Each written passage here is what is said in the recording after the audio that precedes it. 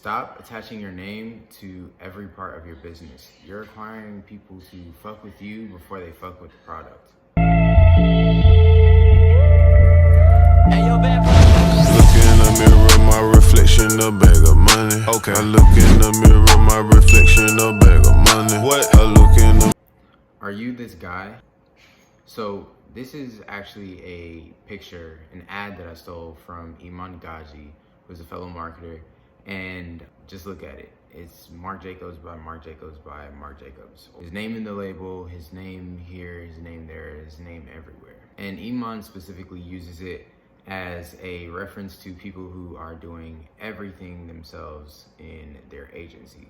But that's not exactly what we're gonna talk about today. Listen, we're all here to build businesses, increase our income, and become legends in our field or our neighborhoods or at least our families. I get it. Success has like a flavor of immortality. But you're probably disrupting the bag if you're trying to impress that immortality on your customers. Here's why. Number one, it's important to understand why people buy things. Purpose, personal purpose. Is it solving a problem? Is it fulfilling a desire? These should be questions that are top of mind from when you're building the foundation of your business. Does your business name speak to the desires of your customer, your products, your marketing? That's what you should be asking yourself from the very beginning. And then you need to ask yourself if plastering your name everywhere in your business helps move that agenda. Does your name relate to the business, or is it more just an ego paste? So consider that. Number two, you can easily create a credibility gap if you're plastering your name everywhere in your business and you're not already well known, or you don't have a specific tenacity or unique skill or memorable aspect about you that translates through the business. So what is a credibility gap? A credibility gap is when somebody doesn't all the way trust something, right? Is the credibility. Where's the proof, right?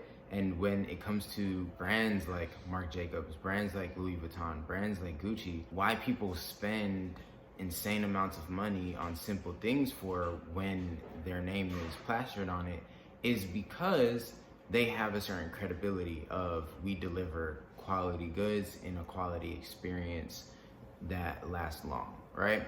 And that's not to personally justify their pricing, but it is to say, of course they had to start somewhere, but just understand that if you are trying to build a business around your name, that process is going to require going through the credibility gap to prove to people what your name means. And that does require a certain level of consistency from you. So let's recap. A credibility gap is the gap between misunderstanding and certainty. And the larger that gap is, the less customers you will have, the lower your conversion rate will be. So what you want to do is increase the certainty that somebody has in your product, in your business. So you always want to close that credibility gap so that people have more certainty with you. They have more trust.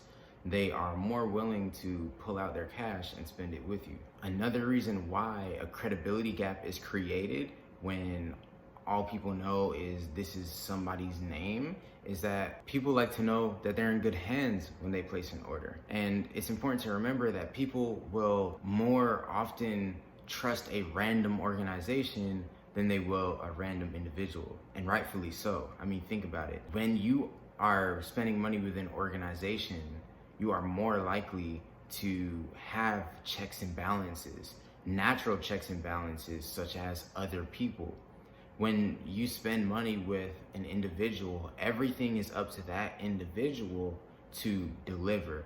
And people don't just trust any random individual they see on the street, but they will walk into any random restaurant they see on the street and spend money, or any random store they spend on the street and explore and spend money. Keep that in mind.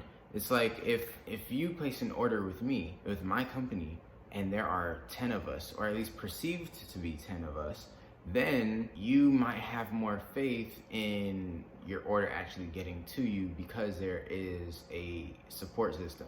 Now, most people don't consciously think in this way, but it is the unconscious evidence that perpetuates the behavior of our society. So pay attention to important little nuances like this. So that doesn't mean that if you are a one-man or one-woman show that you now can't make any money. All it means is, instead of saying this is Cody's apparel by Cody, introduce some variety to it, introduce some complexity to it, allow people to feel more comfortable in the hands of an organization with checks and balances, so they don't feel like they're personally bartering with one individual. Also, bonus reason as to why you probably shouldn't plaster your name all over your business.